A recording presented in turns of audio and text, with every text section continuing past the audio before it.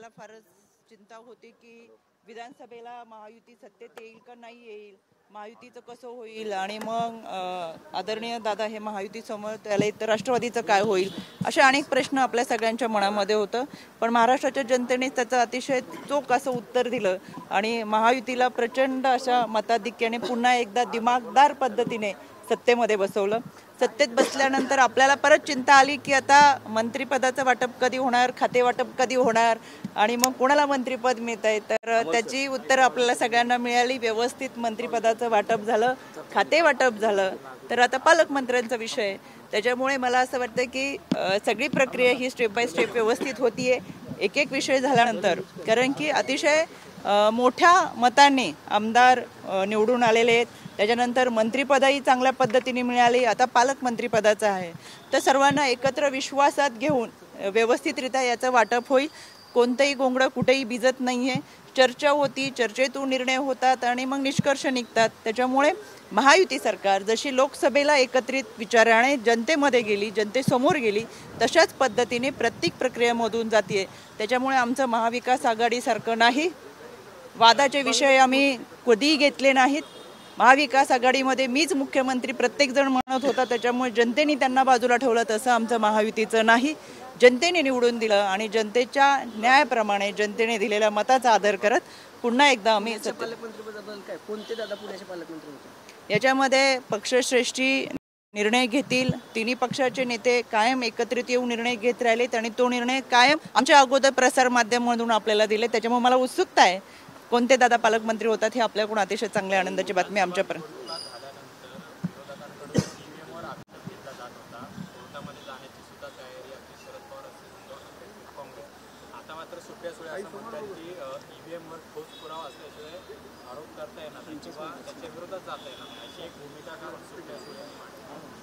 आपण पाहतोय कोणतीही ठोस भूमिका त्यांची पहिल्यापासून नव्हतीच. केवळ ओघाणी बोलणं हे त्यांच्यामध्ये होतं आणि आत्तापर्यंत कोणतेही पुरावे त्यांच्याकडे नाहीत. आत्तापर्यंत त्यांनी जी काही विधानं केली ती पुरावे अभावीच केलेली आहेत. मी जवळून त्यांच्याबरोबर काम केलं आहे, पाहिलेलं आहे सगळं आणि म्हणून आम्ही ठामपणे बाजू मांडतो. तशी त्यांच्या कोणतीही बाजू मांडता आली नाही. जितेंद्र आव्हाड एक बोलतात, सुप्रिया सुळे एक बोलतात. म्हणजे एका पक्षात असून त्यांचा एकमेकांना ताळमेळ नाही आहे आणि कायमच त्यांची सगळ्यांची वक्तव्य ही चार दिशांना राहिलेली आहे. त्याच्यामुळे महाराष्ट्राच्या जनतेच्या लक्षात आलं की आत्तापर्यंत त्यांनी जी काही विधानं केलेत त्याच्यामध्ये कोणताही पुरावा नसताना विधानं केलेत आणि जनतेची दिशाभूल करण्यासाठी ही विधानं केलेत. सुरुवातीचाच किस्सा म्हणजे ज्यावेळेस त्यांचा पराजय झाला त्यावेळेस त्यांनी तो पराजय खिलाडू वृत्तीने मान्य करायला पाहिजे होता. पण तो मान्य न करता आपल्याबरोबर जे उरले सुरले कार्यकर्ते आणि पदाधिकारी आहेत त्यांना आपल्याबरोबर ठेवण्यासाठी तो आरोप त्यांनी पराजयाचा EVMवर लावला आणि आता EVMच्या संदर्भात कोणतेच पुरावे नव्हते. आपण पाहिलं अधिवेशन पार पडलं. या अधिवेशनामध्ये चकार शब्दाने कोणी बोललं नाही कारण की त्यांच्याकडे पुरावे नव्हते. महाराष्ट्राच्या जनतेची दिशाभूल करणं हा एककलमी कार्यक्रम हा विरोधकांचा आहे आणि तोच एककलमी कार्यक्रम सुप्रिया सुळे आणि जितेंद्र आव्हाड पुढे घेऊन जाताना दिसतात. त्यांनी तरी किमान त्यांच्या पक्षाचे बाकीचे मित्रपक्ष जाऊ देत पण सुप्रिया सुळे आणि जितेंद्र आव्हाड यांचं तरी एकमत होणं अपेक्षित होतं. पण दुर्दैवाने त्यांचं सुद्धा एका पक्षात राहून एकमत नाही आहे. त्याच्यामुळे आधी त्यांनी स्वतः पक्षामध्ये बसावं, चर्चा करावी आणि मग महाराष्ट्राच्या जनतेसमोर जावी. कारण की त्यांची प्रचंड मोठ्या प्रमाणात झालेली नाचक्की आणि ती अजून ती पुढे घेऊन जातात.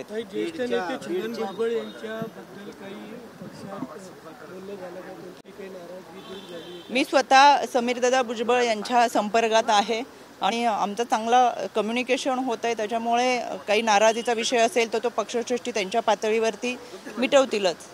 भुजबळ साहेब फडणवीस साहेबांना भेटले, त्यांच्याकडे जावं लागतं म्हणजे राष्ट्रीय त्यांना असं का नाही वाटलं की दादाशी बोललं पाहिजे असं? मी तेच सांगितलं. राज्याचे प्रांताध्यक्ष आदरणीय सुनीलजी तटकरे साहेब हे पंकज भुजबळ असतील, समीरदादा भुजबळ यांच्या संपर्कात होतेच. म्हणजे संपर्क सगळा चालू होता. मी स्वतः समीरदादांशी बोललेले आहे. त्याच्यामुळे आमचा संपर्क आहे.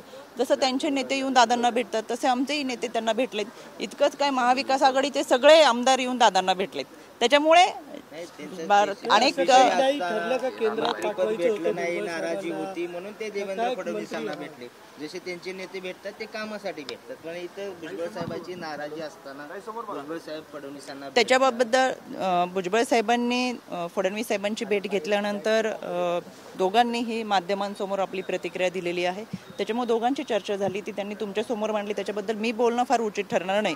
पण नेते एकमेकांना भेटत असतात, चर्चा होणं गरजेचं असतं. सविस्तर चर्चा करण्यासाठी ते भेटले असते. खरंच असं काही ठरलं होतं का की भुजबळ साहेबांना केंद्रात टाकायचं, केंद्रात एक राष्ट्रवादीचा चेहरा द्यायचा, राष्ट्रीय पक्ष म्हणून मंत्रीपदाचं वाटप होण्यापूर्वी 2 दिवसापूर्वी दिल्लीमध्ये सगळे एकत्र होते. आदरणीय भुजबळ साहेब हे आदरणीय अजितदादा, आदरणीय प्रफुल्लभाई पटेल असतील, आदरणीय तटकरे साहेब हे सगळे एकत्रच होते.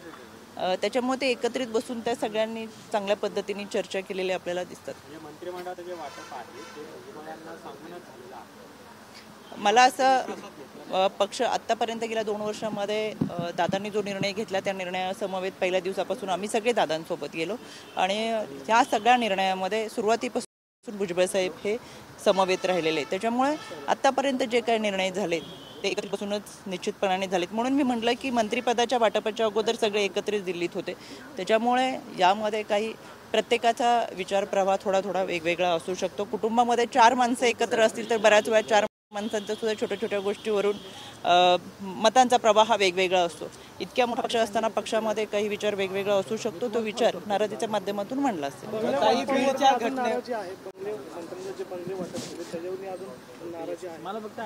मला काय वाटतं, महाराष्ट्रासमोर फार मोठे प्रश्न आहेत आणि या प्रश्नांवरती आपण काम करतोय. आत्ताच आपण पोलीस अधीक्षक कार्यालयामध्ये आहोत. या सगळ्या घटनांचा मागोवा आपण घेतोय. त्याच्यामुळे बंगल्यांच्या संदर्भातला विषय जितका नाही तितकं हा माध्यमांमधून समोर मांडला गेलाय की काय मला राहून राहून प्रश्न पडतो. महाराष्ट्राच्या प्रश्नावर आपण सगळेजण चर्चा करू. महाराष्ट्राचे प्रश्न सोडवण्यासाठी आपण एकत्र येऊ असं मला मनापासून वाटतं. शेवटी फक्त पक्षश्रेष्ठी हे त्या संदर्भातले निर्णय घेत असतात आणि ते योग्य ते निर्णय घेतील. बीडचा प्रश्न अजून सोडवता आला नाही. विरोधक आंदोलन करतात बीडच्या प्रश्नावर आणि धनंजय मुंडे म्हणले माझं राजकारण संपवण्याचा हा डाव आहे. टार्गेट धनंजय मुंडे आहेत. त्यांच्या राजीनाम्याची मागणी केली जाते. काय वाटते तुम्हाला? अधिवेशनामध्ये राज्याचे मुख्यमंत्री आदरणीय देवेंद्रजी फडणवीस साहेब असतील, उपमुख्यमंत्री आदरणीय अजितदादा असतील यांनी सुद्धा ही सगळी भूमिका स्पष्ट केलेली आहे. याच्यामध्ये काल धनंजय मुंडे साहेबांनी देखील त्यांची भूमिका स्पष्ट केली की जो कोणी असेल त्याचा सविस्तर आणि खोलवर तपास करा आणि त्या पद्धतीची मागणी त्यांनी स्वतः केलेली आहे. त्याच्यामुळे ते जसं म्हणतात की या पाठीमागे त्यांना बदनाम करण्याचं षडयंत्र असू शकतं, तर जे काही समोर आहे ते आपल्या समोर येतील. त्यांनी त्या पद्धतीचा काल पूर्णपणे खुलासा केलेला आहे. मंत्र्यांचं संरक्षण जर का गुन्हेगारांवरती असेल तर कसं काय त्यांना न्याय मिळेल अशा प्रकारची भूमिका विरोधकांनी आरोप केला म्हणजे ते सत्य आहे असं नाही. आरोप हा आरोप असतो जोपर्यंत तो सत्य सिद्ध होत नाही.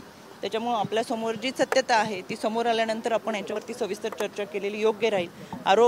विरोधकांना सध्या आरोप करणं हा एक कलमी कार्यक्रम राहिलेला आहे आणि म्हणून विरोधक आरोप करतात. काहींना अजूनही महाराष्ट्रात फिरताना सुरक्षित वाटत नाही, हा त्यांचा आरोप आहे. पण मला त्या निमित्तानं सांगायचं आहे की त्यांच्याबरोबरच्या लोकांवरती सगळ्यात जास्त गुन्हे आहेत. त्याच्यामुळे त्यांच्यासोबत असलेल्या पदाधिकाऱ्यांवरतीच लगाम घातला आणि अशा लोकांना पक्षातून निलंबित केलं, त्यांच्यावरती कारवाई केली तर निम्मा महाराष्ट्र सुरक्षित होईल. पेट्रोलचे फुगे टाकून त्याला ठार मारण्याचा प्रयत्न करण्यात आलेला आहे. म्हणजे सजोगमध्ये जी घटना घडली आणि तशाच पद्धतीची ही घटना कायदा सुव्यवस्थेचा प्रश्न पुन्हा त्या विचारला जातो की मग विभागमध्ये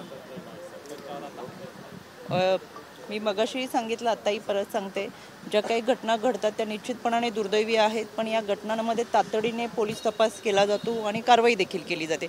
आपल्या समोर येतोय आता राजगुरुनगरच्या घटनेच्या संदर्भात 4 तासामध्ये आरोपीला अटक केलं. पश्चिम बंगालचा हा आरोपी कदाचित बाहेर राज्यात जाण्याचा प्रवासाच्या माध्यमातून प्रयत्न करत असताना सुद्धा तातडीने रेल्वे स्टेशन असतील, बस स्थानक असतील, या सगळ्या माध्यमातून पोलिसांनी तपास करून आरोपीला अटक केलं. म्हणजे इतकी चांगली प्रक्रिया आणि आरोपीला अटक करून ही कारवाई आणि नागरिकांना एक दिलासा देण्याचा प्रयत्न या पोलीस प्रशासनाच्या माध्यमातून होते. त्याच्यामुळे मला आवर्जून सांगायचं आहे, घटना घडूच नाही यासाठी आपण प्रयत्न करत असतो, पण घडल्यानंतरही तातडीने त्याच्यावरती कारवाई केली जाते. धन्यवाद.